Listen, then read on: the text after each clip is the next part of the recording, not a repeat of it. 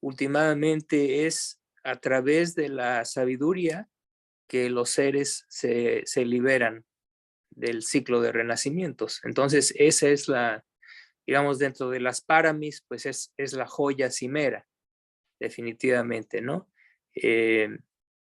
Ahora, como lo menciona el texto, creo, sí recibieron el texto, ¿verdad? Acerca de las paramitas, sí. Como lo menciona el texto, pues es verdad. Todas las demás paramitas no se pueden desarrollar adecuadamente si no van acopladas con sabiduría, ¿no? Y claro, el texto da varios ejemplos, ¿no? Eh, por ejemplo, en una parte del texto dice, la energía o el esfuerzo carente de sabiduría no logra el propósito deseado, ya que se promueve equivocadamente. Y es mejor no promover esa energía en ninguna medida que hacerla de forma equivocada, ¿no? Y ese es un punto muy bueno de reflexión. Mi maestro decía que ese punto es como la persona que corre a toda velocidad en un bosque en la noche, cuando hay luna nueva, ¿no? Cuando básicamente no hay luz y la persona corre a toda velocidad.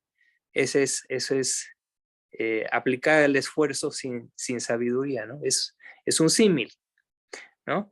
Pero bien, todas las demás paramitas no pueden llegar a su, eh, desde luego, no pueden llegar a su desarrollo y mucho menos a su perfección si no están acopladas con la sabiduría. Entonces, ese aspecto es crucial. Puesto que yo tengo entendido que ese texto lo tienen y ya lo leyeron. Entonces, lo que yo quisiera hacer hoy es extender un poquito más el concepto. ¿Por qué? Porque lo que está plasmado en el texto es solamente un punto de vista, y es un punto de vista, digamos, podríamos llamarlo un poco parcial, porque es un texto que va enfocado hacia la aspiración de convertirse en un Buda, porque precisamente de lo que se trata es de perfeccionar esa cualidad espiritual que es la sabiduría. Pero como ustedes saben muy bien, no todos los seres tienen la aspiración a convertirse en un Buda. Hay otras aspiraciones de menor rango, pero que aún así proveen de liberación, que es últimamente, por lo menos en la escuela Theravada, ese es el objetivo principal. Entonces, el tratado acerca de las paramitas básicamente es un tratado mahayana, pero que toca en muchísimos puntos.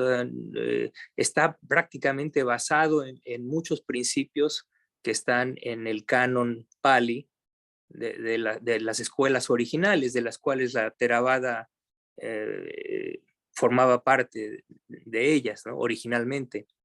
Pero bien, lo que quiero decir es que yo lo que sugiero es que hoy voy a tratar de analizar la sabiduría un poquito más desde el punto de vista de la escuela Theravada, y yo creo que sería conveniente para la siguiente sesión, ya habiendo dicho lo que diré hoy y lo que ustedes tienen ya como texto, entonces podríamos hacer una sesión de preguntas y respuestas, ¿no? Entonces vamos a ver si puedo abarcar lo que quiero decir en esta ocasión. Si no hay demasiadas digresiones, yo creo que sí lo vamos a lograr. Lo primero es, digamos, establecer una definición de lo que es la sabiduría de acuerdo con la escuela Theravada. Entonces aquí vemos que hay diversos aspectos que pueden definir la sabiduría. Otra vez se puede ver desde algunos cuantos puntos de vista, ¿no? Pero de entrada, el término que utilizamos en la escuela Theravada es paña, P-A-Ñ-Ñ-A.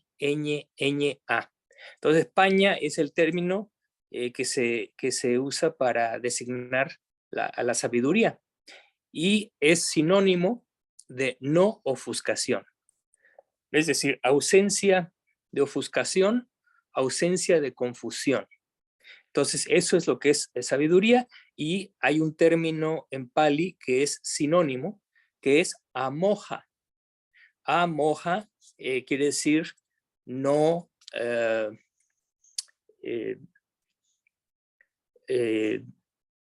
no confusión.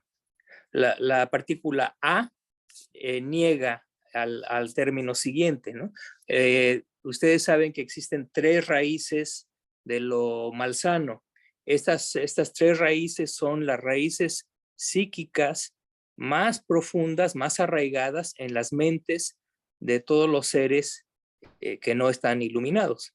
Entonces, y esas raíces son la raíz del deseo, la raíz de la aversión y la raíz de la ofuscación. Entonces, esa raíz de la ofuscación, o también a veces llamada ignorancia, es lo que en Pali se conoce como moja. Entonces, estas 3 raíces son loba, dosa y moja. Loba es deseo,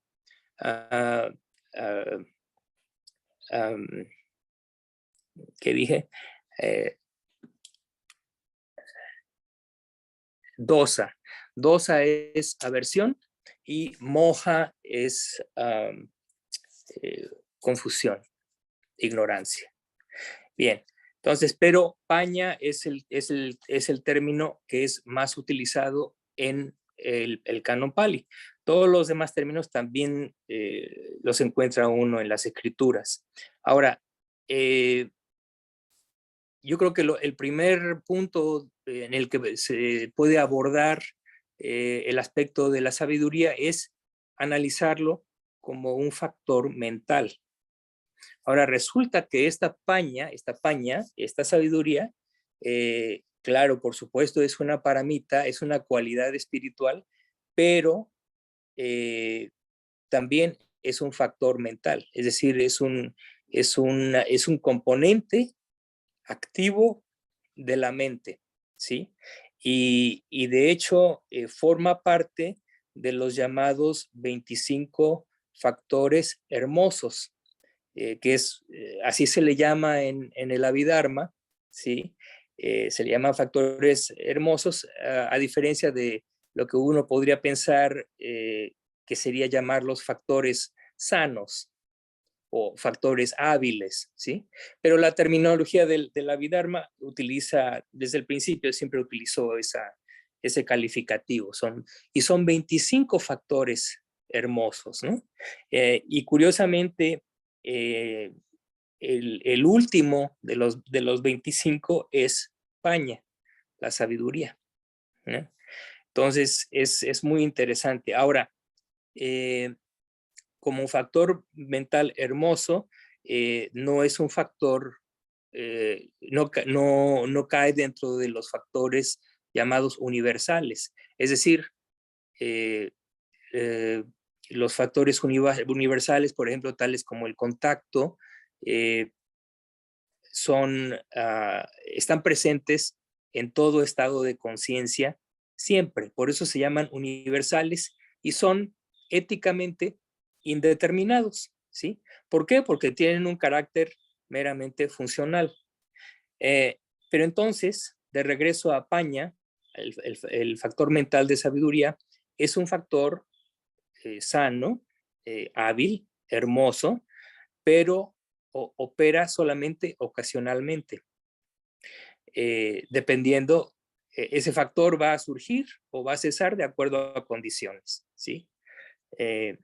Entonces, eso es importante tomarlo en cuenta. Y otra cosa que es importante tomar en cuenta es que como factor mental hermoso o sano, está sujeto a las mismas condiciones que los demás factores sanos, es decir, es susceptible de ser incrementado, pero también es susceptible de disminución, ¿sí? Entonces, una persona puede ser sabia, puede ejercer esa sabiduría, pero si las condiciones cambian, si no son propicias, ese factor de sabiduría puede disminuir. Entonces, esa es una de las primeras cosas muy, muy importantes que se tiene que tomar en cuenta, ¿no? Porque si la persona ha adquirido un cierto grado de sabiduría, lo imperativo es que se salvaguarde lo logrado. Entonces, es muy importante. ¿Y por qué? Precisamente porque la naturaleza de ese factor mental, como muchos otros factores mentales, es que puede disminuir, puede desaparecer.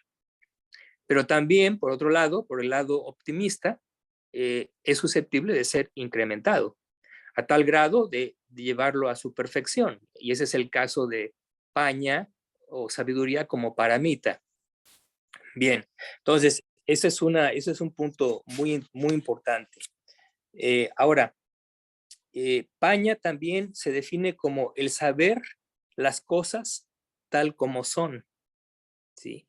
El saber las cosas tal como son. Aquí en mis apuntes tengo, es una facultad ya que ejerce predominancia en el comprender las cosas tal como son.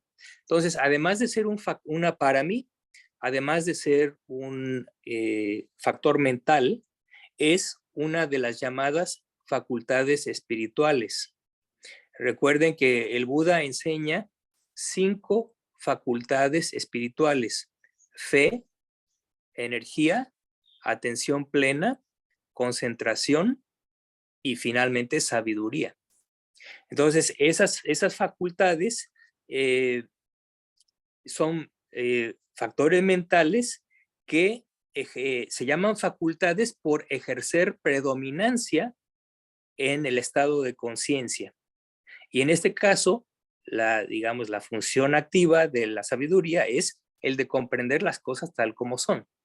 Ahora, esa es una definición un poquito vaga porque, ok, comprender las cosas tal como son, ¿cómo son las cosas? Esa sería la pregunta obligada, ¿no?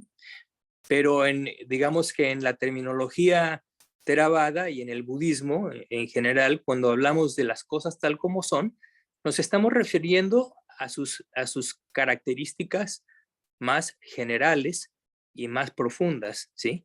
Entonces, ¿cómo son las cosas? Ahora, cuando digo cosas, también tengo que aclarar, ¿qué quiero decir con cosas? Bueno, estamos hablando de todo tipo de fenómeno que es condicionado. Entonces, eso ya abarca dos grandes campos, lo físico y lo mental. Y no hay más. No hay más en el universo. Todo lo que hay en el universo es o físico o mental.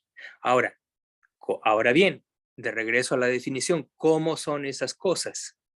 Esas cosas físicas y mentales tienen 3 características, como ustedes ya lo saben, son la de ser inconstantes, ¿sí? Impermanentes, por estar sujetos al surgimiento y al cese. Están sujetos a esa condición de surgimiento y cese. Otra forma en que las cosas son como son es que son insatisfactorias. La palabra que utiliza el Buda, como ustedes saben, es dukkha, ¿sí? Porque la traducción de insatisfactorio no es muy satisfactoria, valga la redundancia. A veces se dice que las cosas son sufrimiento, están ligadas al sufrimiento, ¿no? Es otra de las acepciones de dukkha. En fin, hay una serie también de sinónimos para dukkha. Y la tercera forma en que las cosas son carentes de esencia, carentes de ser, impersonales.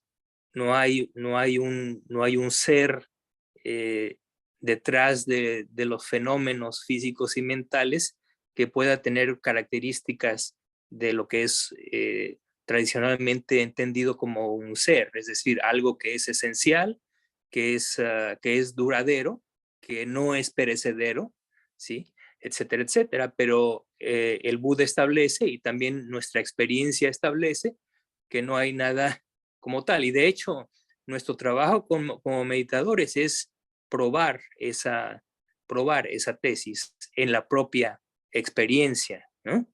En la propia experiencia como meditadores tenemos que probar si las cosas carecen de ser o tienen algún tipo de ser. Bien, pero esas son las formas de entender las cosas tal como son. Repito, entonces las cosas son impermanentes, insatisfactorias y carentes de ser o impersonales.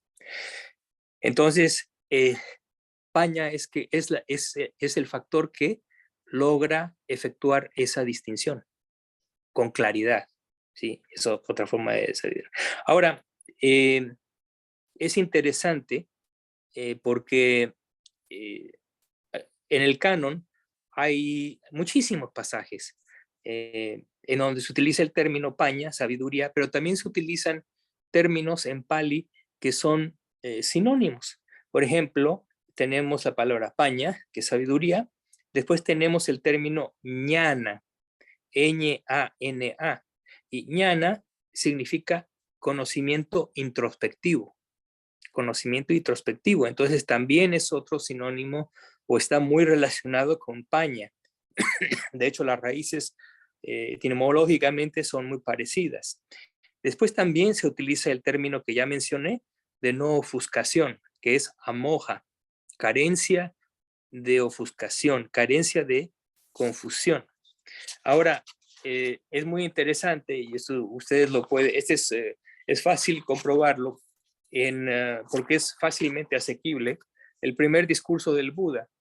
En el primer discurso del Buda utiliza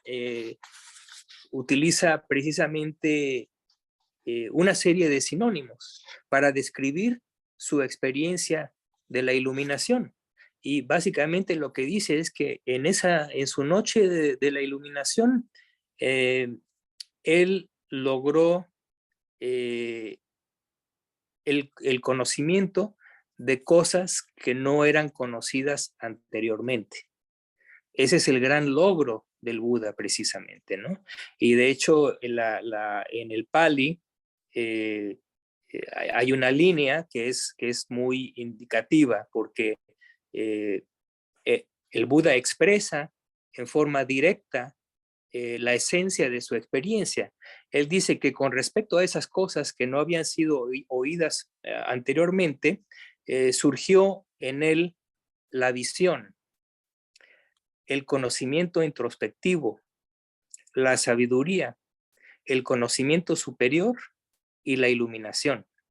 En el Pali, esa línea se lee como Chakum Udapadi, Jnanam Udapadi, Paña Udapadi, Vijja Udapadi, Aloko Udapadi.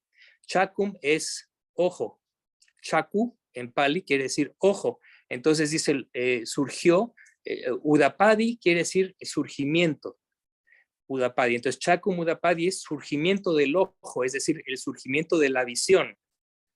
Es decir, el surgimiento de la visión de las cosas tal como son. Después dice él, Jnanam Udapadi, surgió el conocimiento introspectivo. Y luego dice, Paña Udapadi, surgió la sabiduría. Después, Vijja Udapadi, o surgió el conocimiento superior. Y finalmente, Aloko Udapadi, que es el surgimiento de la luz. Aloka es luz, o nosotros lo llamaríamos iluminación. Surgió la iluminación. Bien, entonces utiliza 1, 2, 3, 4, 5 términos para decir lo mismo, y eso lo hace, es un dispositivo, es muy interesante porque el Buda usa bastante a menudo este dispositivo didáctico. Y yo creo que tiene que ver mucho por cuestiones de las diferentes lenguas y variantes que se usaban en el norte de la India en su tiempo. Entonces, utilizaba muchos sinónimos cuando quería expresar algo muy, muy, muy importante, como lo que expresa en su primer discurso, con el objeto de que en su audiencia, si alguien no entiende la mayoría de los términos, por lo menos pudiera entender uno. Y entonces él puede eh, eh, eh, otorgar o compartir ese conocimiento con su audiencia. Entonces es una cuestión, es una nota nada más al calce, es interesante, ¿no? Ahora, de regreso a la definición de Paña, eh, por supuesto, las mejores definiciones que van a encontrar del Pali, de los términos budistas, pues las van a encontrar en el Abhidharma. Por la razón que ya he expuesto varias veces a ustedes, ya se los he comentado, y es que para que haya una definición tiene que haber 4 factores que deben entrar dentro de esa definición. Estos son, con respecto al objeto que se está tratando de definir, uno tiene que dar la característica, la función, la manifestación y la causa próxima. Entonces, si uno puede decir algo acerca de esas 4 categorías, entonces uno habrá definido completamente el término. Ahora bien, en el caso de Paña o sabiduría, tenemos que la característica es que es un factor mental que penetra las cosas de acuerdo con su naturaleza intrínseca. Ya lo discutimos, la naturaleza intrínseca de las cosas, sean físicas o mentales, es esas 3 características de la, de la existencia. ¿Cuál es la función de la sabiduría? La función es iluminar o esclarecer el campo objetivo como una lámpara, dice el texto. ¿Sí? Entonces, la función de la sabiduría es iluminar o esclarecer el campo objetivo. ¿Sí? Entonces, eso es también sinónimo de discernimiento. Uno puede discernir qué cosa es qué.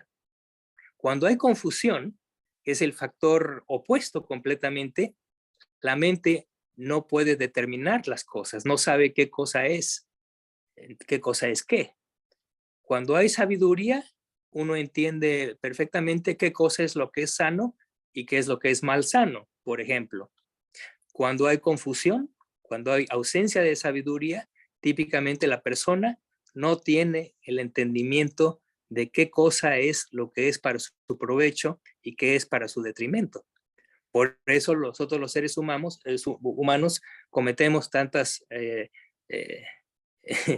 tantas atrocidades o tantos errores, ¿sí? ¿Por qué? Porque no tenemos el discernimiento. Si supiéramos realmente la naturaleza última de las cosas, nuestro comportamiento iría de acuerdo con eso. Entonces no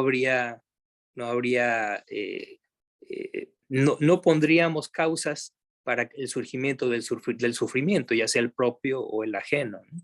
Entonces, esta es la función de la sabiduría. Repito, es la de iluminar el campo objetivo, esclarecerlo. ¿Cómo se manifiesta la sabiduría? La sabiduría se manifiesta como ausencia de confusión. Así es como se manifiesta. Y finalmente llegamos a la causa próxima, que es, yo creo, en mi opinión, uno de los puntos más importantes dentro de la definición. La causa próxima de la sabiduría está definida en el Abhidharma como la llamada atención sabia. Entonces, teniendo la atención sabia como condición, surge la sabiduría. Es decir, es su causa próxima o inmediata. El término en Pali es Yoniso Manasikara. Yoniso Manasikara es un término muy, muy interesante en el Pali porque nos da una idea precisamente de la naturaleza de esta atención sabia, también a veces llamada atención correcta. Yoniso viene de la raíz yoni, que quiere decir matriz, tal como la matriz de una madre, ¿no? Y manasikara significa el trabajo de la mente que va hacia. En este caso sería el trabajo de la mente que va hacia la matriz, es decir, la inclinación de la mente a elucidar el origen o la naturaleza intrínseca de las cosas. Entonces, esa es la causa próxima de la sabiduría, la atención sabia. Entonces, ¿cómo atiende uno sabiamente? Entonces, uno atiende sabiamente cuando uno atiende nuevamente a las cosas de la existencia, las atiende lo que es impermanente como tal. Uno atiende lo que es doloroso como tal. Y uno atiende a lo que es impersonal como tal y no como otra cosa. ¿Sí? Ahora, es de tal importancia esta atención sabia que en los textos se le llama la raíz de la liberación respecto a samsara. Es la raíz de la liberación con respecto al ciclo de renacimientos. Que es precisamente ese samsara, ese ciclo de renacimientos, es un sinónimo de dukkha, es un sinónimo de sufrimiento. Cuando en una ocasión se le preguntó al venerable Sariputta, el discípulo del Buda más prominente en sabiduría precisamente, cuando se le preguntó que qué cosa era el sufrimiento, él contestó a su interlocutor, el sufrimiento es nacer y morir una y otra vez. Es decir, el ciclo samsárico. ¿Sí? Ese ciclo interminable de renacimiento, de muerte y renacimiento. Eso es lo que es dukkha. Es decir, él da una respuesta sumamente profunda y de la mayor envergadura. ¿Sí? Entonces, repito, la atención sabia es la raíz de la liberación respecto a samsara, es decir, es el punto clave para liberarse, es lo que hay que ejercer, es a lo que hay que entender y es a lo que hay que ponerle atención. Bien, aquí tengo un extracto también de un discurso del Buda en donde dice, para el que sabe y ve con atención sabia, las corrupciones que no han surgido no surgen y las que han surgido son abandonadas.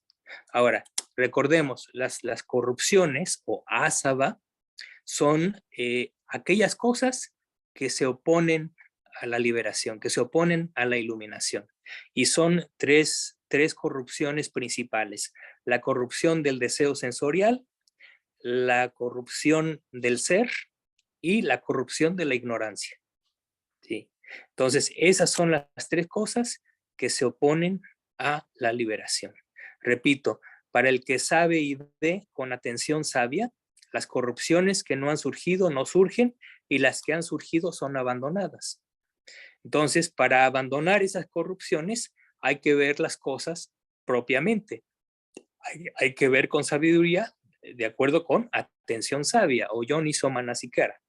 Entonces, en otro pasaje en el comentario al discurso número 2 de los discursos de extensión intermedia, el Majjhima Nikaya, el Buda dice que en el comentario se dice que cuando se atiende sin sabiduría a los placeres sensoriales, la corrupción del deseo sensorial surge y se incrementa.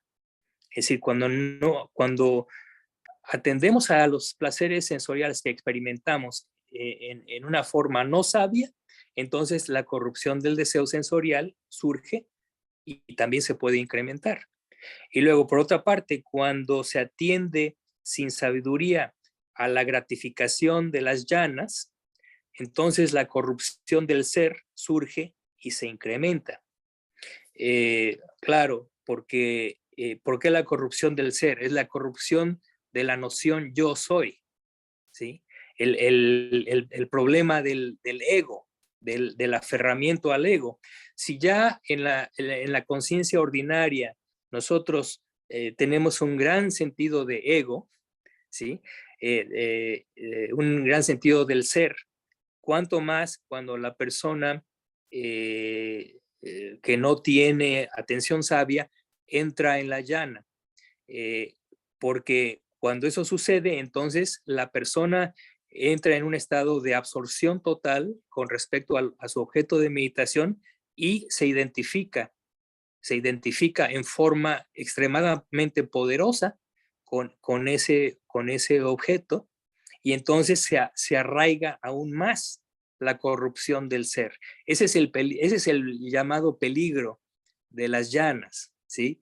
La persona sin entrenamiento, sin instrucción, que logra las llanas, es un arma de dos filos, porque es una bendición por una parte, pero por otro lado es un peligro. Y el peligro es esa corrupción de que el ser se incrementa, que el ego se incrementa en esa experiencia. Entonces es muy importante conocer esto de antemano, porque el meditador debe estar siempre preparado para eso, para no, a pesar de que es muy motivante, el meditador no debe caer en esa trampa de identificación, y que es una corrupción del ser. Es muy interesante porque esto sucede, por ejemplo, en otras disciplinas, en otras religiones. Hay evidencia, por ejemplo, de gentes que han entrado en llana y reportan estas experiencias, pero debido a su carencia de sabiduría, imputan esta experiencia, por ejemplo, en factores exteriores, ¿no? Le llaman, por ejemplo, la gracia de Dios, o el soplo divino, o vamos, toda una serie de cosas. Se confunde precisamente.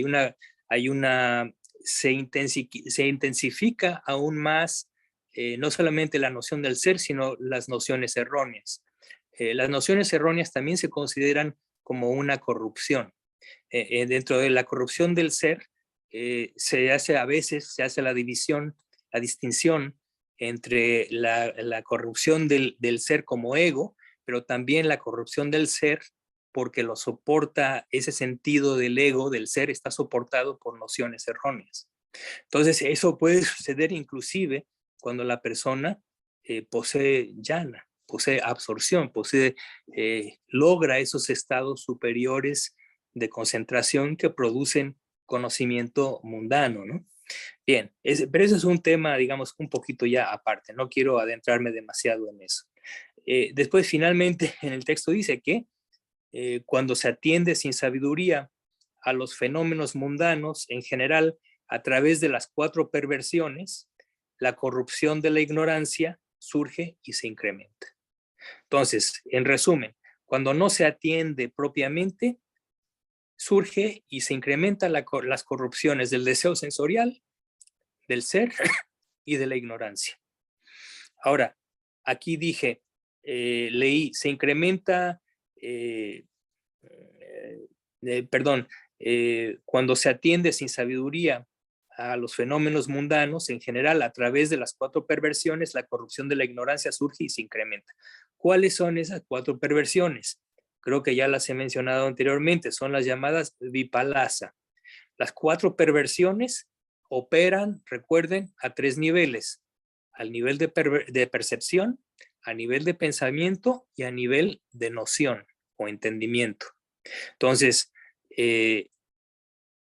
estas 4 perversiones son la perversión de considerar lo impermanente como permanente, de considerar lo que es doloroso como placentero, la de considerar las cosas como poseedoras de un ser, de un alma, de un principio,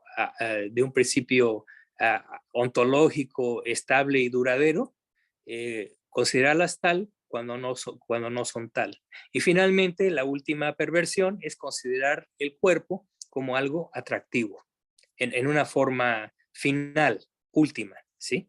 Bien, entonces esas 4 perversiones operan a nivel de percepción, es decir, uno, por decir un ejemplo, uno percibe algo que es intrínsecamente impermanente como permanente. Uno lo percibe como placentero cuando en realidad es algo que está asociado con dukkha. O uno lo percibe como un ser, como un ser estable, cuando en realidad es un fenómeno impersonal.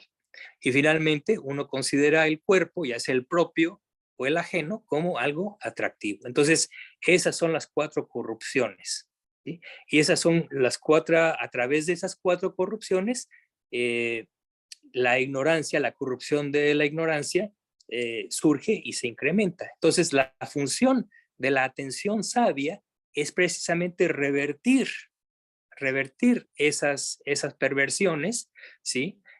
Darse cuenta de que lo que debe operar es exactamente lo opuesto, ¿no? Y para eso uno no empieza por las percepciones ni por los modos de pensamiento. Uno empieza por rectificar y enderezar las propias nociones erróneas. ¿Por qué? Porque la percepción y el pensamiento son difíciles de accesar, ¿sí? En cambio, las nociones es algo que podemos utilizar nuestra mente racional para entender por lo menos inicialmente en forma teórica las nociones correctas, y entonces una vez comprendido en forma teórica las nociones correctas, entonces uno aplica la mente precisamente a ver las cosas de acuerdo con estas nociones correctas, ¿sí? Bien. Ahora bien, aquí tengo otra línea interesante, que es la ausencia de fe es la causa de la atención no sabia. La ausencia de fe es la causa de la atención no sabia. Entonces, cuando no hay fe, la persona no está dispuesta a, a atender las cosas con atención sabia. ¿Por qué? Porque no hay motivación para tal. ¿Sí? Y bien, aquí esa es una cuestión que también es muy profunda y es muy amplia, ¿sí? Porque entonces es todo un tema, ¿no? Cómo esa facultad que es la fe, de dónde viene y cómo se genera y cómo se incrementa, ¿sí? No quiero expandirme demasiado, pero simplemente mencionaré que la causa próxima de la fe es el sufrimiento. Esa es su causa próxima. ¿Sí? Entonces, y a través de la fe, entonces uno desarrolla la vía hacia la liberación. ¿Por qué? Porque a través de la fe uno determina seguir los principios morales, oscila. Uno sigue, entonces, a través de la fe, sigue los preceptos, y esos preceptos son la base para el desarrollo mental. Porque cuando no se siguen los preceptos es imposible desarrollar la mente. Los preceptos son la base para el desarrollo mental. Y una vez que se desarrolla la mente, entonces se abre la puerta precisamente para generar la sabiduría. Entonces, por eso la fe es la primera de las facultades espirituales y la sabiduría es la última. Repito, son fe, energía o esfuerzo, atención plena, concentración y sabiduría. Entonces, y por supuesto, estas facultades deben ser balanceadas. La fe es balanceada con la sabiduría, y la energía o el esfuerzo es balanceado con la concentración, y la que supervisa todo esto es precisamente la atención plena, la tercera de las facultades. Pero bueno, bien, entonces para recapitular, paña o sabiduría es un factor mental, eh, específicamente un factor mental hermoso, es una facultad, ¿sí? Es una facultad, es decir, es algo que predomina en la mente, es el medio a través del cual uno puede hacer algo. Ese es el término facultad. Le faculta a la mente sus funciones cuando son encaminadas hacia la liberación. Y por otra parte, Paña es también uno de los 5 poderes espirituales. ¿Sí? Los poderes espirituales son exactamente lo mismo que las facultades espirituales, son 5. El poder de la fe, el poder del esfuerzo, de la atención plena, de la concentración y de la sabiduría.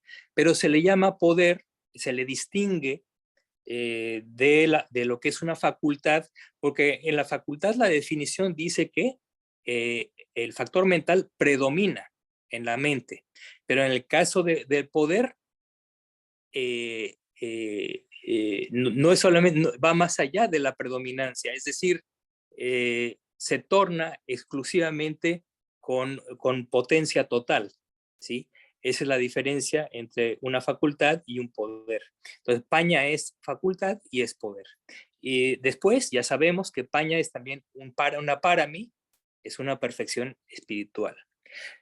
Por otra parte, Paña también constituye los 2 primeros factores del noble óctuple sendero. Entonces recuerden que los 2 primeros factores del noble óctuple sendero son entendimiento correcto e intención correcta. Entre esos 2 forman el grupo de sabiduría en el noble óctuple sendero. Después, la sabiduría Paña puede ser de 2 tipos. Puede ser mundana y puede ser supramundana. La sabiduría mundana es la sabiduría ordinaria de un ser sin iluminación. Y la sabiduría supramundana es propia de los nobles, es decir, de los seres que han logrado algún grado de iluminación. Entonces se hace esa distinción. Y finalmente, también se dice que Paña o sabiduría, en el sentido budista, es la visión y el entendimiento de las 4 nobles verdades. Entonces, básicamente eso abarca, digamos, todo el espectro de lo que constituye Paña en sus diferentes modalidades. Ahora, habiendo dicho eso, quisiera mencionar un aspecto interesante, ya en términos más ordinarios, ¿sí? Mi maestro solía decir que, porque a veces surgía en la discusión, ¿no? Bueno, se habla de sabiduría, pero bueno, ¿y qué del conocimiento, ¿no? ¿Qué del conocimiento, de la inteligencia, del discernimiento de las cosas, de la ciencia? ¿Cuál es la diferencia entre estas cosas, ¿no? ¿Qué es lo que diferencia a la sabiduría, por ejemplo, de la inteligencia, por ejemplo, ¿no? Entonces, o del conocimiento mismo, ¿sí? Porque sabiduría pudiera pensarse que es, claro, se puede decir que es un sinónimo de conocimiento, pero en el sentido que se le da ordinariamente al conocimiento, como el conocimiento científico, por ejemplo, de una serie de hechos, hay una gran diferencia. Y mi maestro decía, la diferencia es que la ciencia y el conocimiento son capaces de contestar toda una serie de preguntas acerca de la naturaleza de la realidad condicionada, ¿no? ¿Sí? Entonces la química, la física, la biología contestan preguntas acerca de la naturaleza de las cosas, pero en un cierto sentido, ¿no? Entonces, ¿en qué difiere la sabiduría de eso? Y él decía, la diferencia es muy grande. Por lo menos para un buscador espiritual, la diferencia es gigantesca. ¿Por qué? Porque la ciencia, el conocimiento, eh, contesta toda una serie de preguntas, pero el problema con esas cosas es que eh, a pesar de que contesta las preguntas, el conocimiento mundano, ordinario, el conocimiento científico, no hace las preguntas que son pertinentes. Esa es la diferencia. La sabiduría formula y responde 2 preguntas, de acuerdo con budismo. Y esas dos preguntas son, ¿qué es el sufrimiento? Y cómo nos deshacemos del sufrimiento. Esa es la virtud de la sabiduría en el budismo, que acierta a preguntar justamente las preguntas correctas, las preguntas necesarias, y no solamente formula las preguntas, sino que da cabida a cómo contestar la pregunta. Entonces uno pregunta, ¿qué es dukkha? Y la segunda pregunta es, ¿cómo se logra el cese de dukkha? Esas son las preguntas que conciernen, que son el ámbito de la sabiduría. Y en ese sentido difiere del conocimiento ordinario y de la ciencia. Bien. ¿Cómo andamos de tiempo? Bueno, todavía tendría algunas cosas que decir. Voy a mencionar un último detalle. No voy a poder acabar, pero bueno, ya que estamos en eso, por ejemplo, otra cosa que es muy importante que hay que tomar en cuenta es cuáles son las condiciones que hacen surgir y soportan la sabiduría. Entonces, el Buda da más de una respuesta, ¿sí?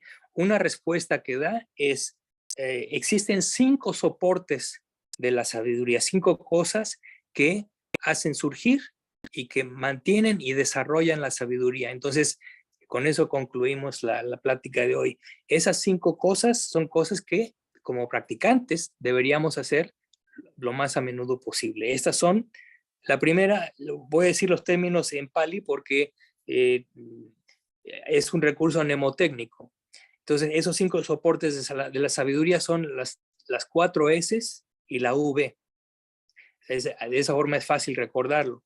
El primer soporte es Sila, el segundo es Sutta, el tercero es Sachaka, el cuarto es Samadhi y el quinto es Vipassana. Entonces, Sila es la moral. La moral es un soporte de la sabiduría. Sutta quiere decir estudio, S-U-T-A. Quiere decir estudio, el estudio del Dhamma. Es un soporte de la sabiduría que es necesario. El tercero es Sachaka, que es discusión, exposición, pero exposición con discusión, que es precisamente lo que nosotros estamos haciendo en este grupo. Y el tercer factor es Samadhi, o serenidad, o la práctica de concentración. Y finalmente Vipassana, que es ver las cosas en una forma especial, verlas de acuerdo a las 3 características que ya mencionamos. Entonces, esas 4 cosas, 2 de ellas, Samadhi y Vipassana, son concernientes a la meditación, al cultivo mental. Sila concierne a la moral y el estudio y la discusión son propiamente bases mundanas de la sabiduría. Entonces, esas 5 cosas deben ser practicadas constantemente para aquella persona que busca generar y después incrementar su sabiduría. ¿Sí? Tengo otros fragmentos acá, discursos inclusive, pero creo que lo voy a dejar aquí y como lo mencioné, en la siguiente sesión les he dado mucho material, tienen mucho material para que puedan reflexionar y generar una serie de preguntas que entonces tomaremos y consideraremos en la siguiente sesión. Tenemos todavía un poquito de tiempo, no sé si por el momento tengan alguna pregunta o comentario. Hola, Edgardo tiene unas preguntas, capaz que las quiere decir. Sí.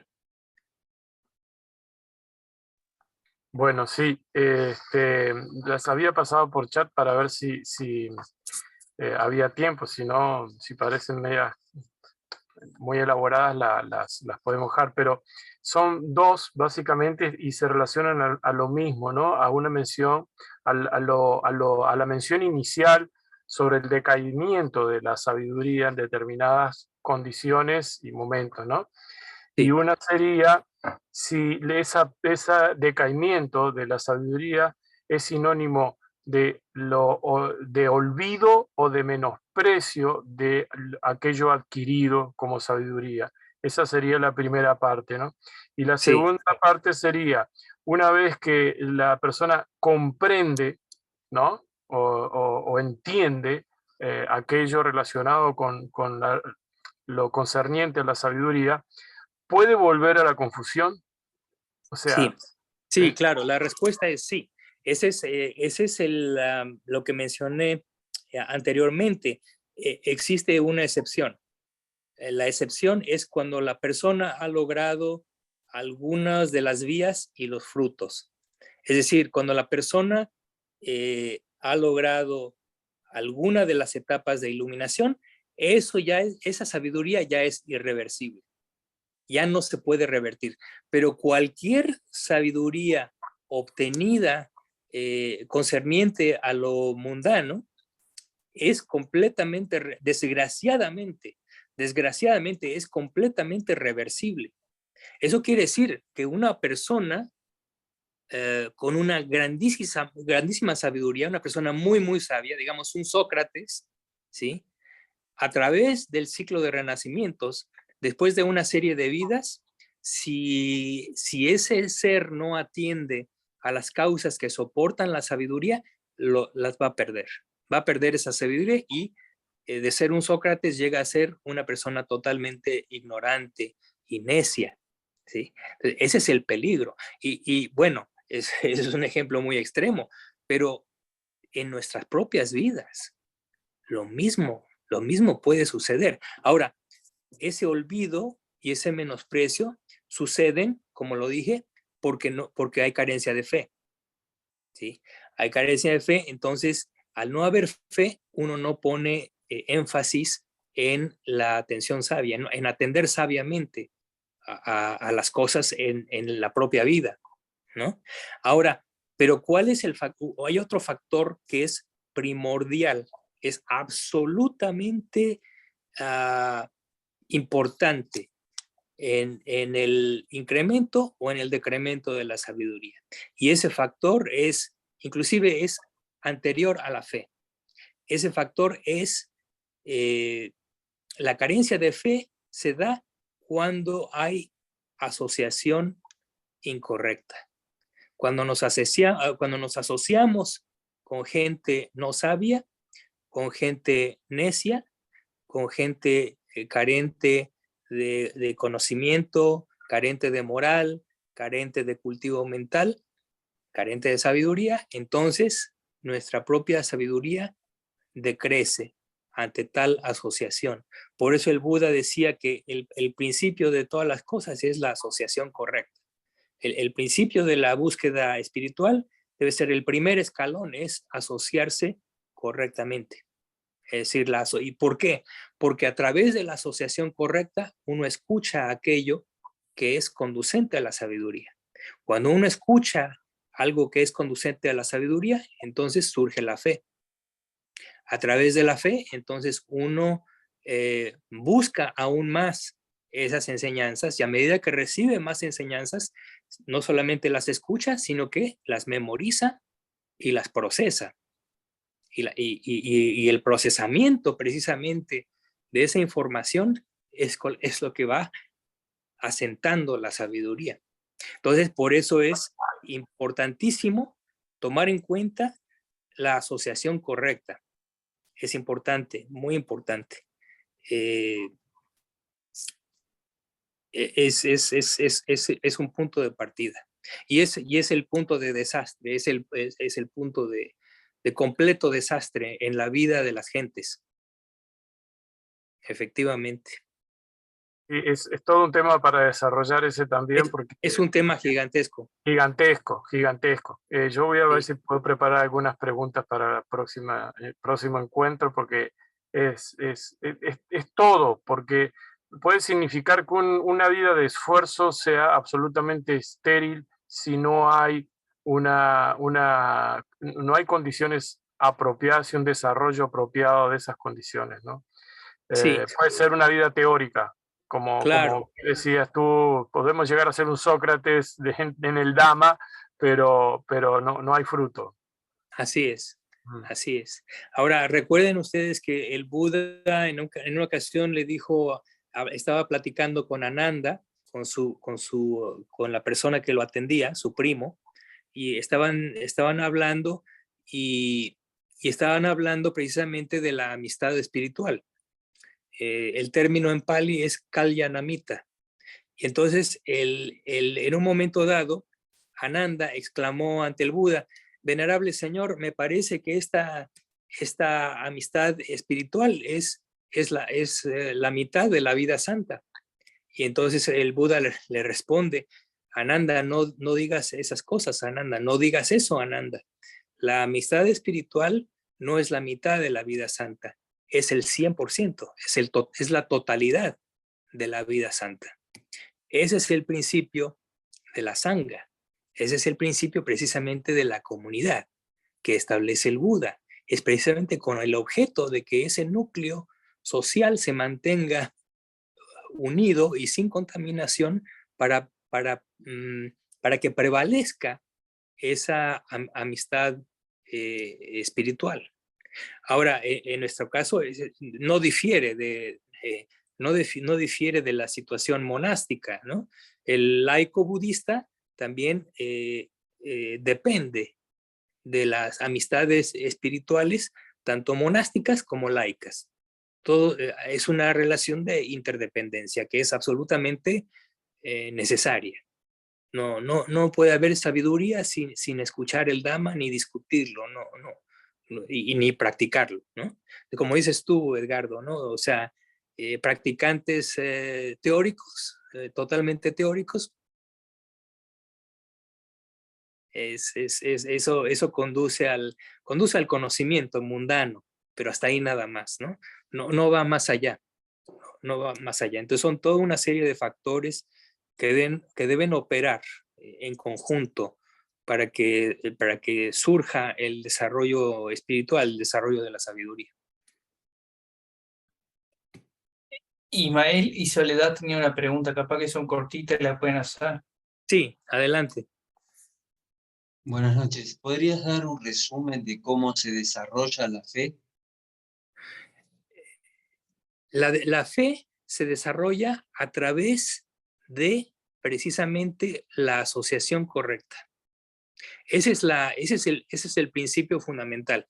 Ya en concreto es, uno debe buscar amigos espirituales y uno debe, entre comillas, visitar esos amigos espirituales.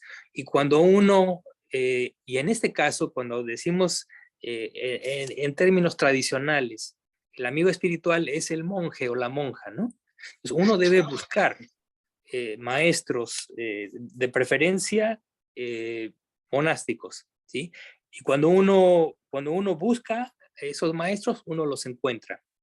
Y cuando uno encuentra a esos maestros, uno debe rendir respeto y reverencia a esos maestros. Cuando la persona rinde respeto y reverencia, entonces hay una disposición por parte del maestro espiritual a compartir las enseñanzas. Y ahí es donde se abre la gran puerta, porque cuando el maestro espiritual comparte el Dhamma, comparte las enseñanzas del Buda, entonces el interlocutor se enfrenta ahora con el conocimiento.